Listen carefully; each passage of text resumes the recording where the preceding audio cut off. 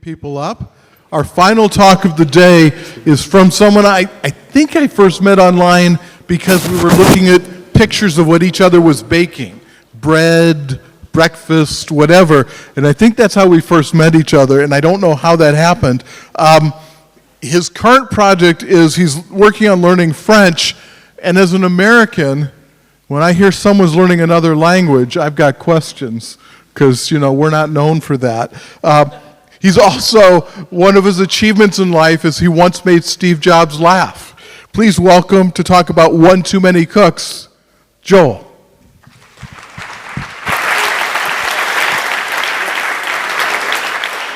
Thank you, everybody. I mean, learning another language. Let's talk about all of the people who are not native English speakers who are on stage here delivering in English. That's much better. I'm not doing this talk in French.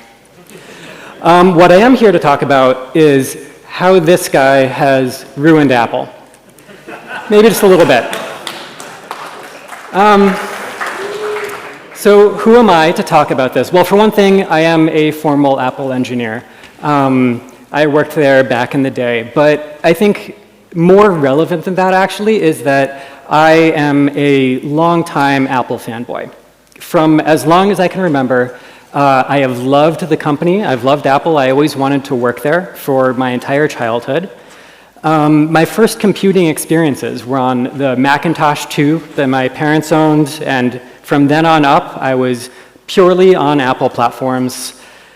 In fact, this was my desktop situation in college. I went to college in 2001, and I saved up my summer job money to buy myself this blazing fast G4 tower. I was so excited about it, in fact, that I wanted to use it for all of my computer science assignments. So rather than going to the computing cluster and working on the Sun machines that everyone else did, I wanted to stay snugly in my dorm room doing my thing.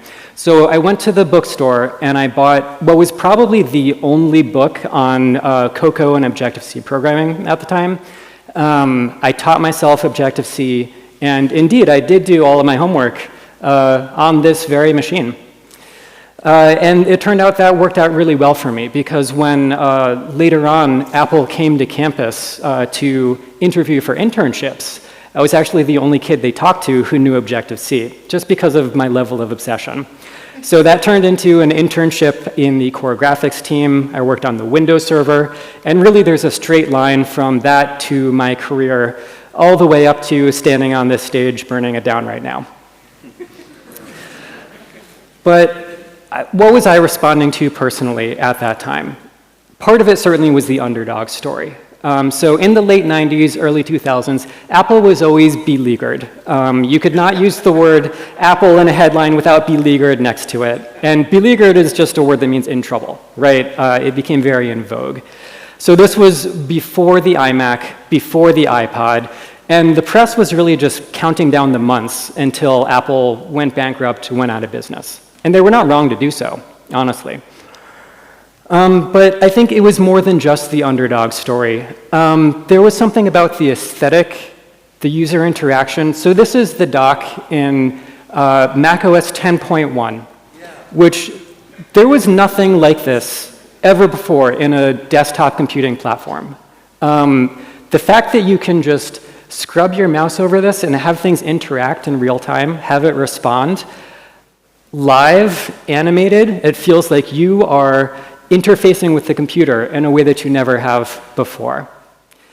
And in that same OS release, being able to drag a window around and see the entire contents of the window move, not just like a dotted line that represents where the window is going to drop, but everything. It seems simple now, it seems trivial, but this is the fundamental WYSIWYG user experience, right? What you see is what you get. You are directly manipulating what is on screen. There's no layer of symbolic representation in between. It's you and it's the computer. And that is ultimately what Apple had always been about since way before the Mac OS X era. It was about, it just works, right? We've all heard that phrase. And what that means is you could put a regular person in front of a computer and they would be able to figure it out. because of this sort of direct representation. They would be able to get their work done without having to go through the help manual. And this was not the case on Windows at the time, certainly not the case on Linux today at the time, ever. So I think this is a lot of what I was responding to. Of course, it's not just me. I think there were a lot of people like me, probably a lot who are in this room right now, who in this era were sort of enamored with what Apple brought to the table for computing experiences that no one else did. And that did put us on our career trajectories and got us to where we are today. And I think that you can boil it down to these three things. I think there's a level of taste or of design that Apple has always brought to the table.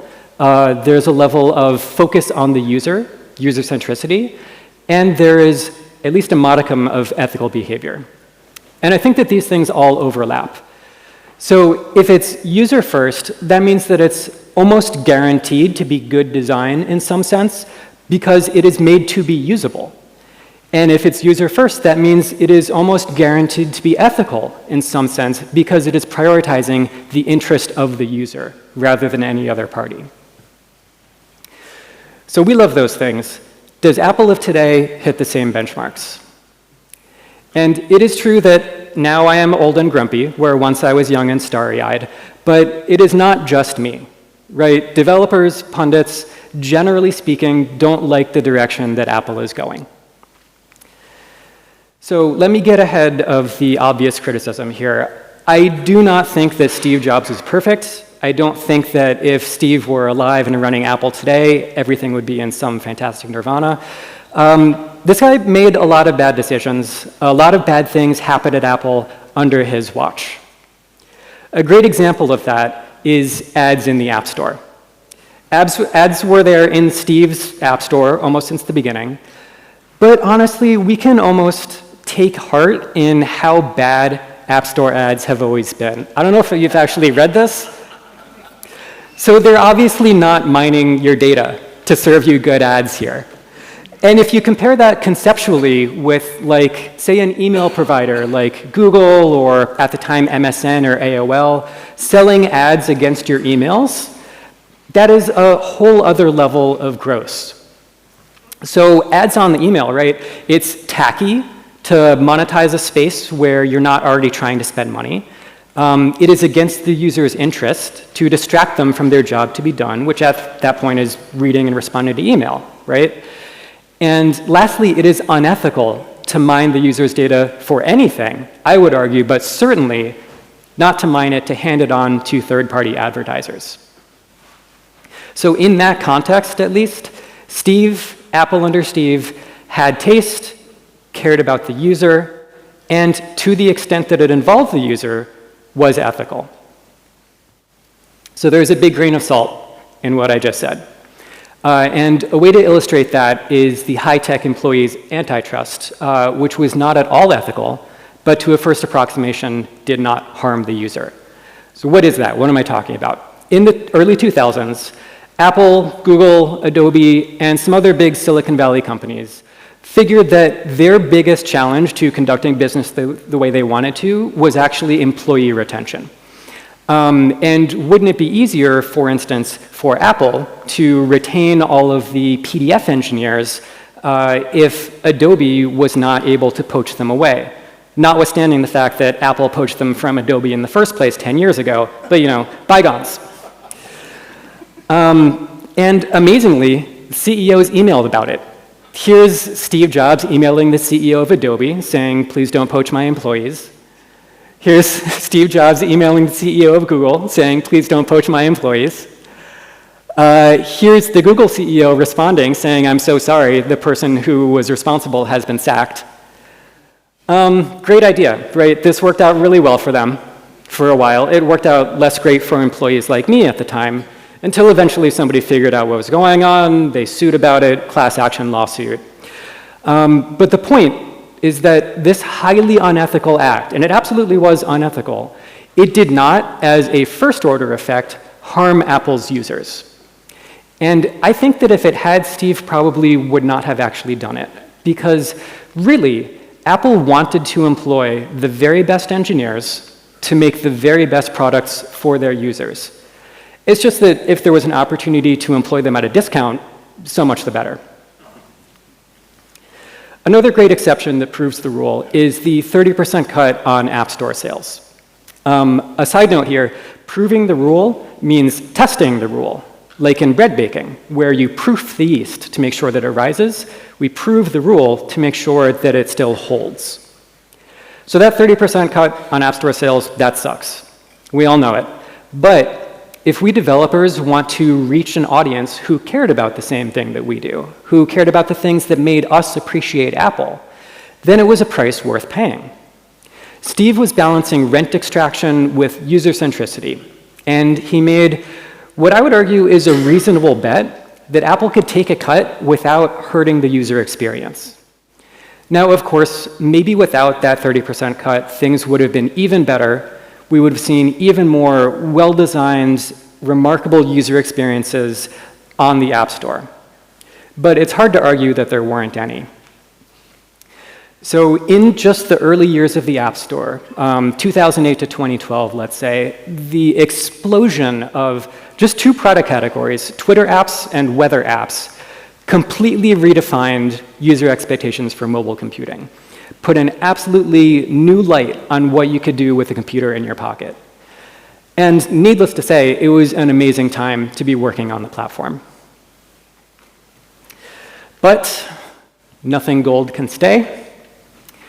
And again, I will preempt potential criticism. I am not naive. I don't expect that Tim Cook would be the Messiah either.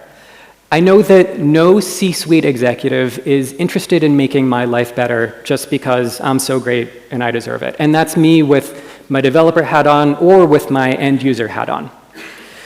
But Steve was known for thinking about a balance. Let's make money, as much money as we can, so long as we're not harming the work. Because while the money is important, the work is also important.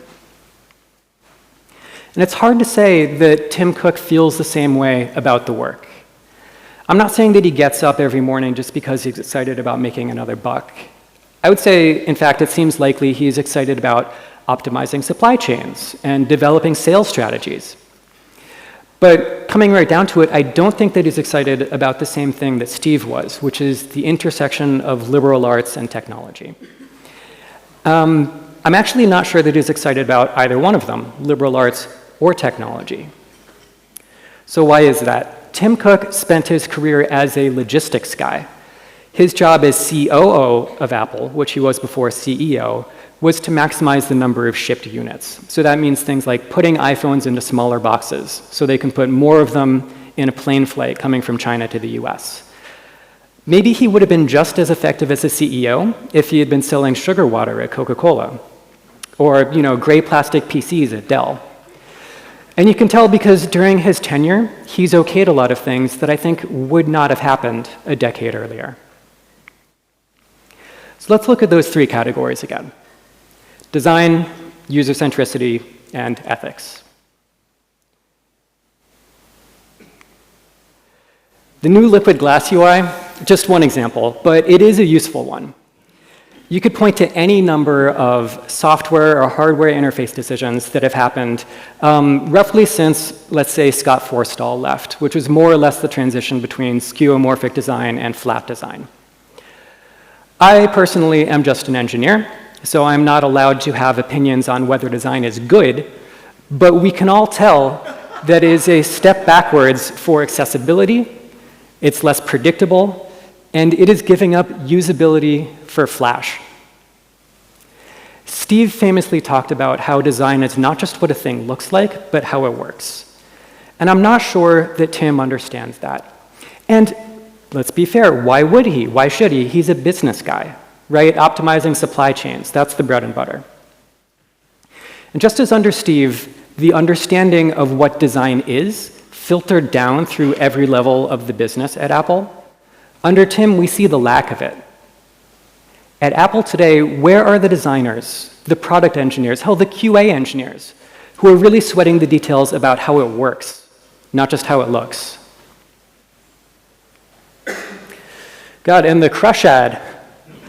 A year ago, right, Apple put out this ad implying that all of the beauty and mess of human creativity could be condensed into a flat glass rectangle, crushing all of the instruments of artistic expression into one little device.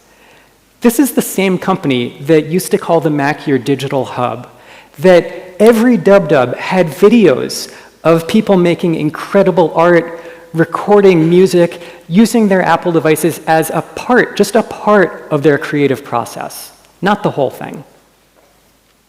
Now, this ad didn't cause any harm, right? It was silly and embarrassing, and eventually Apple apologized and took it down, which is rare. But talk about adding insult to injury. Creatives and their messy processes, who needs it? Throw away your tubes of paint, buy an iPad instead. I mean, to me, that is an ugly view of the world. It's an ugly view of humanity and human expression. I'm not saying that Tim Cook personally feels that way about artists, but he did okay this ad, and the buck has to stop somewhere. And user centricity. Oh, user centricity. So you remember about 3 months ago when Apple decided that the best place to advertise the F1 film was a push notification sent to the Wallet app. To me, that looks like putting money ahead of the user's interests. Apple should want us, above all else, to have ironclad, rock-solid trust in their first-party services and apps. If they're going to serve ads from the same app that has our plane tickets, our credit cards, our driver's licenses, it is very easy to imagine them actually using that data to serve us better ads. Decades of user trust out the window to sell another ticket to a movie that no one's going to remember a year from now. Not to mention, this ad is explicitly forbidden by the App Store Terms of Service. Not to mention, again, that it is just a terrible ad in its own right. While supplies last, what supplies? It's a digital discount code. They're not going to run out of digital discount codes. Amazing. Another great example, by the way, is the upsell ad on every iTunes store listing. This hasn't gotten as much attention, I think because most people don't use the iTunes store anymore. But I do. I'm the kind of person who likes to own their digital files, so I do buy music. And every time I go in there, I see this, and I just find it remarkable. On every album in the iTunes store, where you go to give money to Apple, the first item on screen is an attempt to get more money out of you. If you want to dismiss the ad, well, too bad. The dismiss button is 4 pixels square, and it doesn't do anything. It's not interactive. You don't have to take my word for it. Check it out in VoiceOver. The whole thing is one block. You cannot navigate to that dismiss button. It does not exist. Right? And the best part about this whole thing, this is me, this is my account. I have Apple Music already. I have it. There's an API. They could check if I have Apple Music and not show this ad. They just choose not to. Really, though, don't bother reading all this. I'm going to pull stuff out. All of this is small potatoes compared to Apple's irrational defiance of the EU. So as the European developers here know very well, the EU has been trying to chip away at what they see as Apple's abuses of its market dominance. So for one thing, Apple was forced to allow for alternate default browsers on iOS. And they acted like a whiny baby about it. And the same thing happened with app stores. So again, in the EU, Apple was forced to allow third-party app stores on iOS. But they didn't do it willingly. Instead, they imposed the core technology fee, where popular apps would have to pay 50 cents a user. And there's been a lot of back and forth on that, but the basic idea is really not complicated. Governments, laws, these things are an agreement between all parties. If you want the benefits of our government, like a stable environment in which to do business, a stable currency in which you can transact that business, then you have to accept the laws that constrain your actions. This is like fundamental to civilization. It's not a new idea. We've been doing this for at least 4,000 years, since the Code of Hammurabi, and probably a long time before that, and we just didn't write it down. Now, to be fair, a big corporation thinking it's entitled to its own rules is also not anything new. But the fact is, all of these rules were created with the express intent of benefiting and protecting the user. So the EU said that Apple's market dominance was giving its users a raw deal, and at least in some cases, it was inarguably correct. Apple's cut of every in-app purchase makes them all more expensive, and those costs are passed on to the user. Apple's privileging of first-party apps prevents third-party developers like us from making competing products. So as a thought experiment, what would the App Store in 2008 have looked like if Apple had said, no, you know what, we're actually not going to allow third-party Twitter clients? Are we missing out today on a similar explosion of innovation? I don't know, but at least I, for one, would prefer to live in a world where Android phones can send and receive AirDrop, where a Pebble smartwatch can respond to an iMessage. Now on to the big topic. We've gotten used to seeing ethical behavior from Apple, or at least more ethical than the average tech company. Granted, it is not a high bar. Now, maybe this is because Apple has been genuinely more interested in privacy than other tech companies. They clearly see it as a sales tactic, but it doesn't mean that their work on it has been any less real and impactful. But should we be expecting more? And for a brief moment, we thought that we could. In 2023, Apple stopped advertising on Twitter after Elon Musk endorsed anti-Semitic conspiracy theories. I want to be clear that what he supported was awful and a lie. The false idea that Jews are trying to replace white people in America is what motivated the shooter at the Tree of Life Synagogue in Pittsburgh. That synagogue is a block away from where I grew up and from where my parents still live. So when I, a Jew, saw Apple draw a bright line about it, I saw the rare company putting ethical concerns above profits. But then, my God, a year later, when they started putting ads back on Twitter, what a betrayal, what a kick in the teeth. Was I naive to expect better? I mean, apparently so. But if we can't hope for better from Apple, then why are we working so hard to create value for their platforms? Why do they need 30% of my income only to turn around and hand it to the richest, most bigoted man in the world?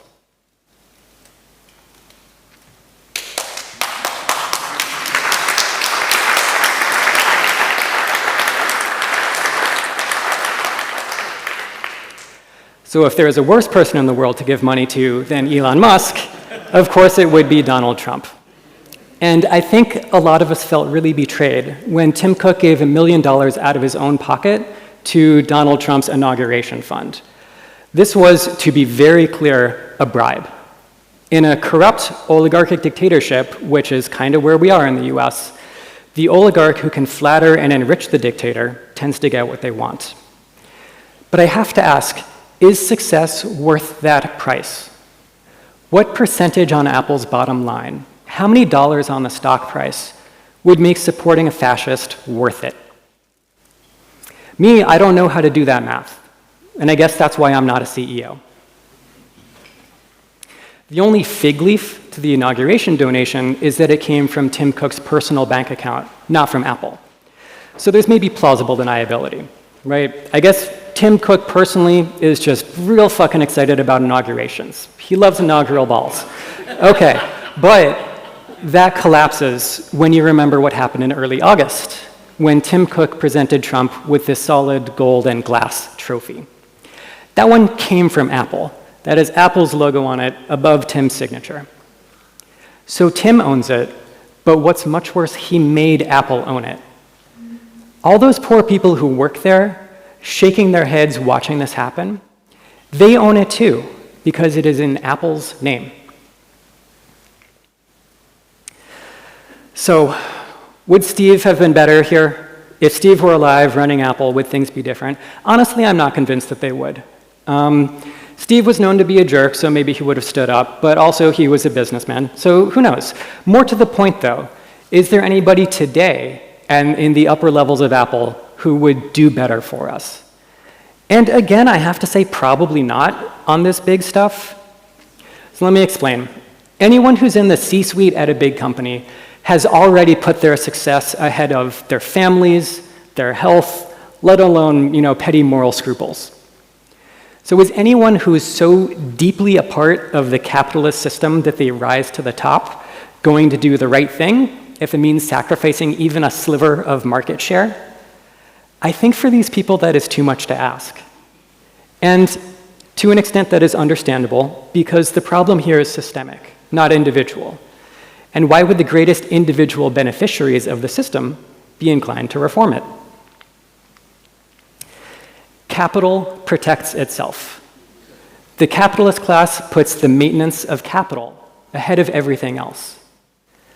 Tim Cook is an out and proud gay man. He has spoken movingly about the need to support and defend gay youth.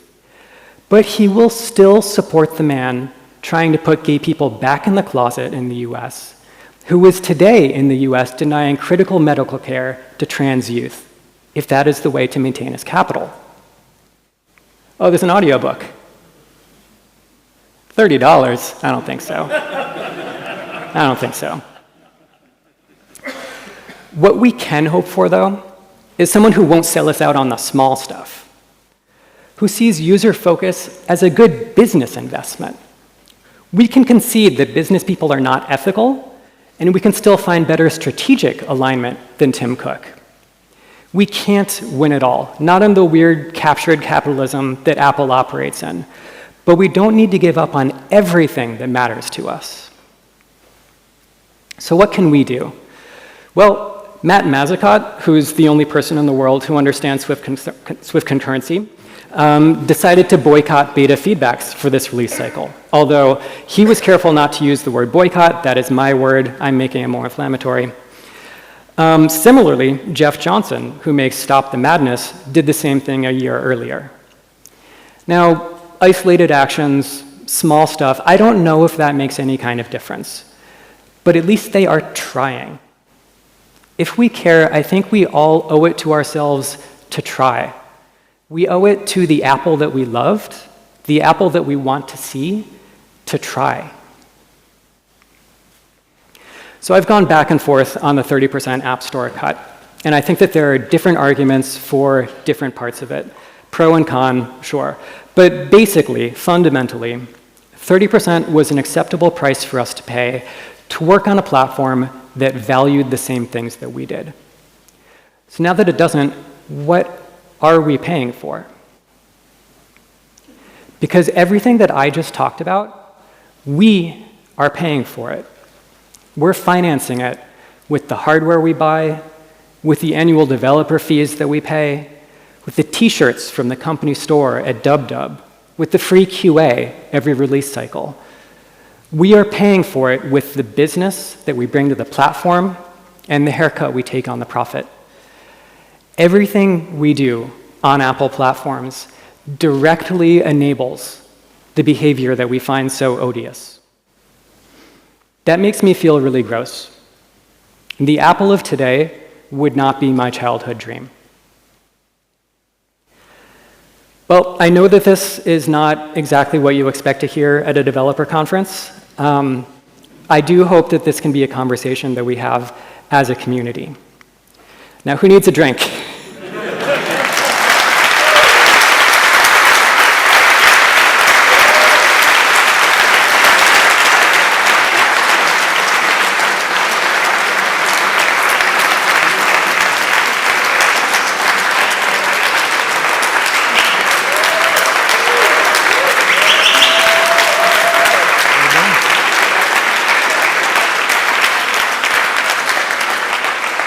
So before I bring Luis back to close out the day, the only question that came through that I do want to make sure that you answer is, how did you make Steve Jobs laugh? Oh, good question. How much time do we have here? 5:30. Why don't you ask me at the winery? It is a better in-person story. Good answer. This is how I make friends. It's the only good Please story I thank have. Joel again.